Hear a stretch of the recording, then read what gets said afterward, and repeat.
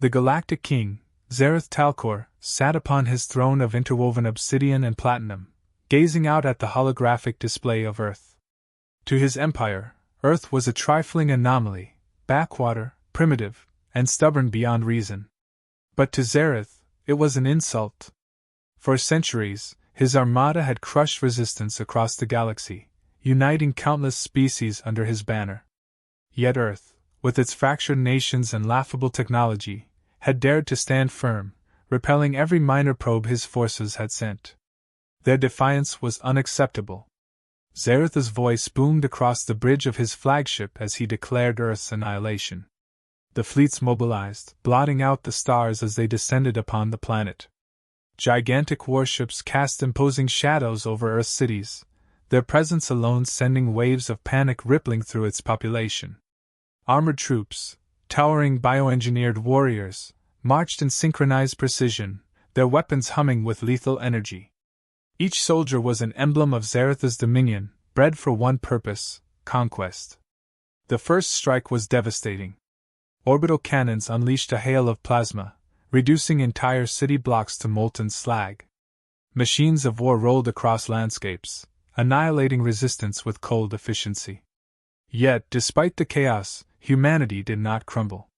In the ashes of their ruined streets, human soldiers emerged, not in overwhelming numbers, but with a determination that baffled Zareth's commanders. They moved in small units, striking at weak points, vanishing before retribution could arrive. Each encounter left the alien invaders shaken, their casualties mounting in ways no statistical model could predict.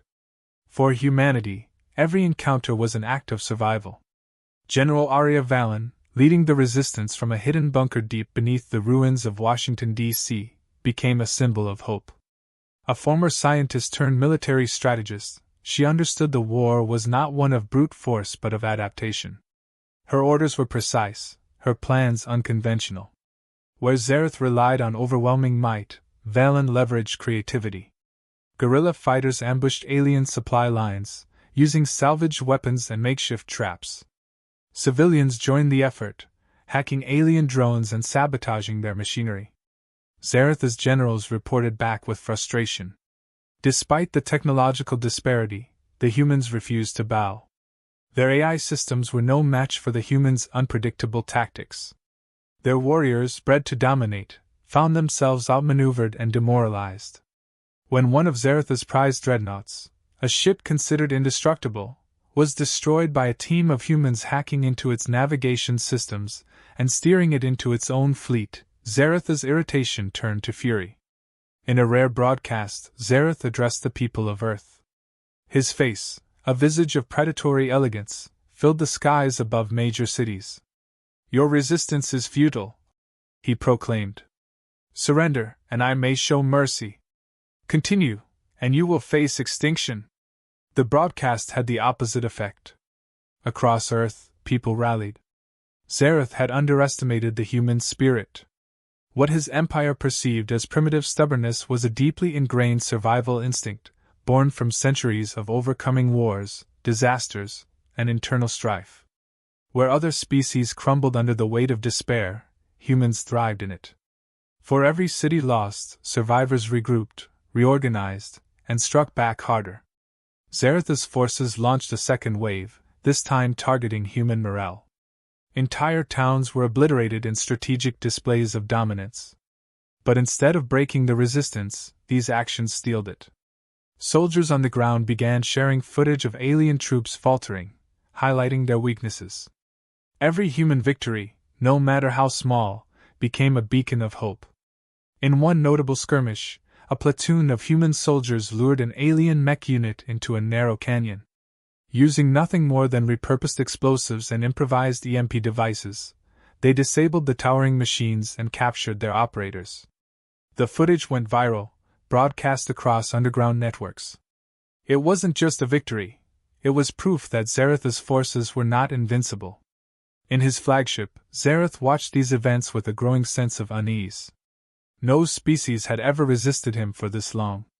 His advisors suggested pulling back and reassessing their strategy, but Zareth dismissed them with a wave of his hand. To retreat now would be to admit weakness. He would not allow these, humans, to tarnish his legacy. The third wave of the assault began, a full-scale invasion meant to crush humanity once and for all. Zareth deployed his finest warriors, his most advanced weaponry. But the humans had adapted again. Underground bunkers housed factories churning out drones modified to infiltrate alien networks. Makeshift missile batteries, hidden in forests and mountains, struck at invading ships with pinpoint accuracy. Humanity had learned to turn the tools of their oppressors against them, a skill no algorithm could anticipate. The tides of war began to shift. What had been a battle of domination became a war of attrition. Every victory for Zareth came at a cost greater than he could afford.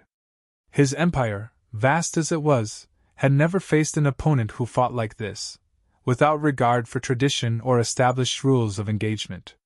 It wasn't just a fight for survival. It was a refusal to submit, an instinct to defy tyranny no matter the odds. In the midst of this chaos, Zareth decided to take matters into his own hands. If humanity would not surrender, he would ensure their annihilation himself. Zareth's arrival marked a shift in the tone of the invasion. Until now, his forces had operated under his command from afar, but his decision to lead in person was intended to be the final nail in humanity's coffin. He wanted the humans to see his face as their defiance crumbled. His fleet repositioned itself with a precision that left no doubt. Zareth was now personally directing every assault, and the battles intensified immediately. The first target of Zareth's direct control was Terra Prime, a city fortified by humans as a last bastion against orbital strikes. The assault began with relentless bombardment, shaking the earth and lighting up the night sky as waves of plasma fire rained down. Zareth's strategy was absolute domination, to reduce the city's defenses to rubble before unleashing his elite troops. The ground shook under the weight of alien mechs, massive constructs designed to obliterate anything in their path. Bioengineered warriors, armed with weapons of terrifying power, poured in like a flood. But humans were not unprepared. They had studied Zareth's forces closely, adapting to their patterns and exploiting their weaknesses. Terra Prime became a battlefield where Zareth's troops encountered resistance that defied all logic. Instead of crumbling, the city's defenders fought back with an intensity that unsettled even Zareth's hardened generals. Human tactics were unlike anything Zareth had encountered in centuries of conquest. They used the urban terrain to their advantage, setting up traps and ambushes that neutralized the superior strength of his forces. Homemade EMPs disabled mechs, while snipers took out key alien commanders. Civilians, far from cowering in fear, worked alongside soldiers to maintain supply lines and repair infrastructure in real time. Zareth's troops, accustomed to domination through fear, found themselves confused and demoralized. The turning point came during a daring counteroffensive. Zareth had sent a massive contingent of his forces into the heart of Terra Prime, expecting to crush the defenders with sheer numbers. Instead, they found themselves funneled into narrow streets and alleys, their advanced technology rendered useless by the confined spaces. Human soldiers, equipped with stolen alien tech, launched an ambush that decimated the invaders. Within hours, what should have been a decisive victory for Zareth turned into a retreat for his forces, their ranks shattered and their morale in tatters. Zareth's frustration boiled over. He had underestimated humanity's resilience once, but now it felt like a direct affront to his supremacy. He ordered a shift in tactics, focusing not on military victories but psychological warfare. Massive holograms of Zareth's face appeared over major cities, repeating his message of inevitable defeat. Alien drones broadcast footage of Earth's most devastated regions, attempting to sow despair among the human population. But humanity refused to break. Instead, they turned Zareth's propaganda into a weapon against him. Underground networks began intercepting and altering the broadcasts, replacing Zareth's threats with images of human victories. Soldiers shared footage of alien forces retreating, their massive war machines brought down by human ingenuity. The people of Earth rallied behind these messages, finding strength in their shared defiance. Zareth's decision to lead from the front had unintended consequences. His presence made the war personal for the humans. It was no longer just a fight for survival, It became a mission to bring down the tyrant who dared to invade their world. Soldiers and civilians alike began referring to him by name, turning Zareth into the face of their enemy. Every act of resistance, every victory, became a step closer to defeating him. As the battles raged on, Zareth began to sense a shift in the balance of power. His forces were no longer advancing with the ease they had on other worlds. Casualties mounted, and the cost of maintaining the invasion grew unsustainable. For every stronghold he destroyed, humanity seemed to rebuild another. The longer the war dragged on, the more Zareth's empire began to question his judgment. The final insult came during a skirmish outside the ruins of a once great human city. Zareth himself had overseen the deployment of a battalion of his finest warriors, expecting them to crush the human defenders with ease. Instead, the humans used a combination of stolen alien tech and clever tactics to turn the tide. Zareth watched, seething with rage, as his elite soldiers fell to a species he had dismissed as inferior. It became clear that Zareth's usual strategies were failing. His empire's greatest strength, its overwhelming technological superiority, was being systematically dismantled by human adaptability. His advisors pleaded with him to reconsider his approach, but Zareth refused. To admit failure would be to betray the image of invincibility he had cultivated for centuries. He ordered his forces to redouble their efforts, sparing no resources in the effort to crush Earth. But even as Zareth tightened his grip, cracks began to form within his empire. Word of the human resistance spread to other species under his rule, sparking whispers of rebellion. If a single planet could stand against Zareth's might, perhaps his empire was not as invincible as it seemed. Zareth's obsession with Earth became a liability, draining resources and undermining his authority. Despite the mounting pressure, Zareth refused to retreat. He was determined to see Earth fall, no matter the cost. It was not just a matter of conquest anymore, it was personal. The Galactic King, who had spent centuries uniting the galaxy through fear, now found himself locked in a war he could not easily win. What should have been a swift and decisive victory had become a quagmire, and Zareth's pride would not allow him to back down. The humans, sensing that Zareth's resolve was both their greatest threat and their greatest opportunity, began to focus their efforts on him. For all his power, Zareth was still a single being, and the humans were determined to prove that even the mightiest ruler could fall. The decision to target Zareth directly was born out of desperation and determination. Humanity's leaders understood that as long as Zareth lived, his empire's focus on Earth would not waver. They needed more than victories on the battlefield. They needed to strike at the heart of the empire itself. General Arya Valen devised the plan, knowing full well the cost. The mission would require a team willing to face impossible odds, and failure would mean complete annihilation for Earth. The Shadow Unit was formed in secret, composed of individuals hand-picked for their skills and resolve. Each member had a personal stake in the war, a reason to risk everything for a chance to end Zareth's reign. Ko Ryder, the team's leader, had lost his family during Zareth's initial bombardment. His calm demeanor masked a seething determination. Beside him was Mirahan, a tech savant who had spent years hacking into alien systems, and Darius, Forge, Kellen, a demolitions expert known for his ability to turn scraps into weapons. They were joined by a linguist-turned-spy, Evie Tarek, whose understanding of alien communication proved invaluable. Their mission was simple in concept but nearly impossible in execution: infiltrate Zareth's flagship, eliminate the Galactic King, and escape alive. To get close enough to Zareth, they used stolen alien technology to modify a human shuttle, masking its signature to mimic one of Zareth's own vessels. The infiltration began with precision, the team slipping past the outer defenses of the massive warship through a combination of stealth and cunning.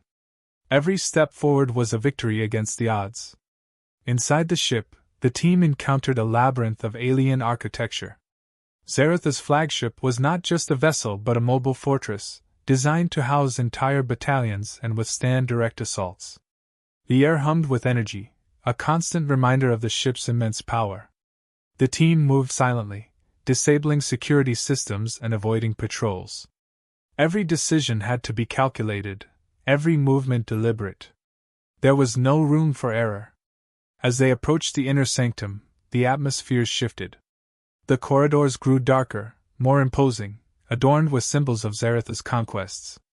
It was a shrine to his ego, a visual reminder of the countless worlds he had subjugated.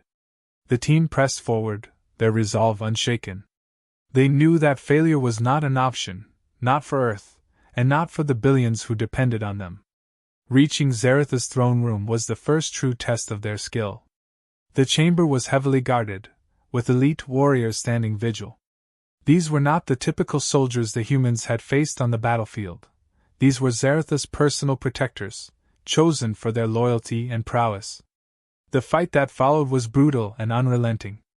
The Shadow Unit fought with everything they had, blending human ingenuity with the very technologies Zareth had sought to use against them. Each member played their part flawlessly, their unity and determination carrying them through. Finally, the doors to the throne room opened.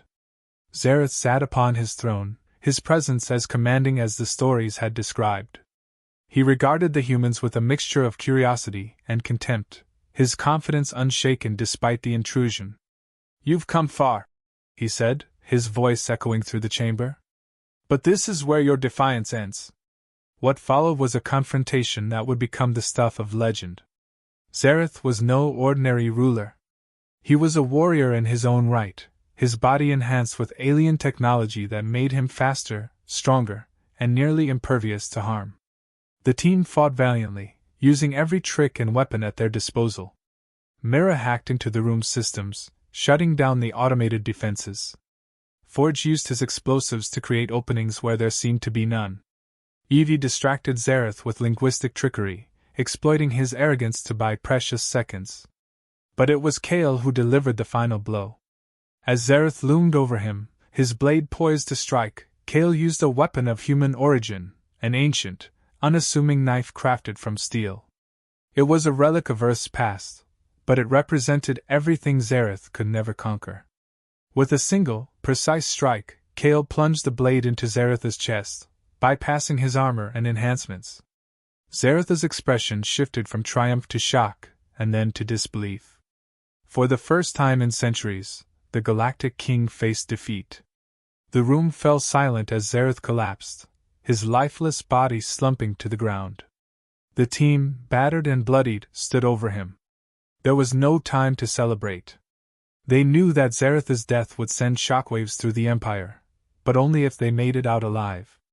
They secured the body, determined to show the galaxy that the invincible king was no more. The escape was as harrowing as the infiltration. Alarms blared throughout the ship as Zareth's forces realized what had happened. The team fought their way to the shuttle, dragging Zareth's body with them. Every step was a struggle, every second a test of their resolve. Yet they pressed on, driven by the knowledge that this mission was bigger than themselves. As they launched from the flagship, narrowly avoiding destruction, they initiated the broadcast that would change the course of the war. The galaxy would soon see the image of Zareth's lifeless body, a symbol of defiance and hope for all those who had suffered under his rule. The transmission went live, raw and unfiltered. Across countless screens and holographic displays throughout the galaxy, Zareth's lifeless body dragged behind the human shuttle was shown to billions. His regal armor, once immaculate and feared, was battered and stained, a haunting reminder of his fall. The sight was an unspoken declaration: the unassailable king, the godlike ruler of the galaxy, had been defeated, not by a rival empire or some overwhelming force, but by the very species he had dismissed as primitive. The immediate effect was catastrophic for Zareth's forces on Earth. His soldiers, engineered to follow orders without question, faltered as the live feeds spread among their ranks. Confusion and panic set in. Command structures dissolved as alien officers debated the authenticity of the footage, some refusing to believe it, others abandoning their posts in despair. For the first time since the invasion began, the relentless march of Zareth's empire ground to a halt. Human forces seized the opportunity with ruthless precision. Generals like Arya Valen unleashed counteroffensives that struck at the heart of the alien lines. Morale among Earth's defenders surged to unprecedented heights. Soldiers fought with renewed vigor, their shouts echoing across battlefields. "He's gone! The tyrant is dead!" Entire battalions of alien troops surrendered outright, their will to fight evaporated in the face of Zaratha's absence. What had once seemed like an impossible war now felt winnable. But the impact of Zaratha's death rippled far beyond Earth.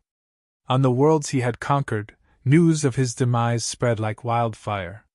For centuries, Zarath had ruled through fear and propaganda, presenting himself as an immortal, untouchable force. The revelation of his mortality shattered the foundation of his empire. On planets once thought pacified, rebellion erupted. Slave races overthrew their overseers, and once subjugated species rose up to reclaim their independence. The empire that had stretched across the stars began to collapse under its own weight. Meanwhile, Earth's leaders worked to solidify their gains. The Shadow Unit's mission had been a success, but the war was far from over. Zaratha's death left a power vacuum, and his surviving generals scrambled to consolidate control over fragments of the empire. Some factions sought vengeance, redoubling their attacks on Earth, while others pursued their own ambitions, turning on each other in a bid for dominance. The chaos presented both a threat and an opportunity for humanity. On Earth, celebrations mingled with somber reflection. The cost of victory was staggering. Cities lay in ruins, entire regions uninhabitable. Millions had died defending their home. Yet, despite the devastation, humanity stood united. For the first time in recorded history, Earth's nations had fought as one, setting aside centuries of conflict to face a common enemy. The war had forged a sense of global identity, a realization that survival depended on cooperation. The Shadow Unit, though hailed as heroes, retreated into anonymity. Their actions had turned the tide of the war, but they understood that the fight was larger than any single individual. K.O. Ryder and his team refused public recognition, choosing instead to remain in the shadows, ready to act if humanity needed them again. Their mission had always been about something greater than themselves, a belief that even the mightiest tyrant could fall when faced with unwavering determination. As Earth began to rebuild, its leaders turned their attention to the galaxy at large. The fall of Zarath presented an unprecedented opportunity. Alien defectors, inspired by humanity's resilience, approached Earth with offers of alliance. Diplomats and strategists worked tirelessly to navigate the complex web of galactic politics, forging uneasy truces with former enemies. For the first time, humanity was no longer a backwater species on the fringes of the galaxy. They were a force to be reckoned with, a symbol of hope for those who had suffered under Zaratha's rule. Yet, the aftermath of Zaratha's death was not without its challenges. The power vacuum left by his fall threatened to plunge the galaxy into chaos. Factions within his empire warred with each other, their conflicts spilling over into neutral territories. Earth found itself thrust into a new kind of battle, one fought with diplomacy and strategy rather than weapons. The leaders of humanity understood that their survival depended not just on rebuilding their world but on shaping the future of the galaxy. In the end, Zaratha's death became more than just the end of a tyrant. It was a turning point, a moment that redefined humanity's place in the cosmos. The image of his lifeless body, once a symbol of oppression, became a rallying cry for freedom and defiance. Across the galaxy, it inspired species to stand against tyranny, to believe that even the most powerful empires could be brought to their knees. For humanity, the journey was far from over. The scars of the war ran deep, and the challenges ahead were daunting. But for the first time, they faced the future with a sense of purpose and unity. They had proven that no ruler, no matter how powerful, could extinguish the human spirit. And as they looked to the stars, they knew that their greatest battles, and their greatest triumphs, were still to come.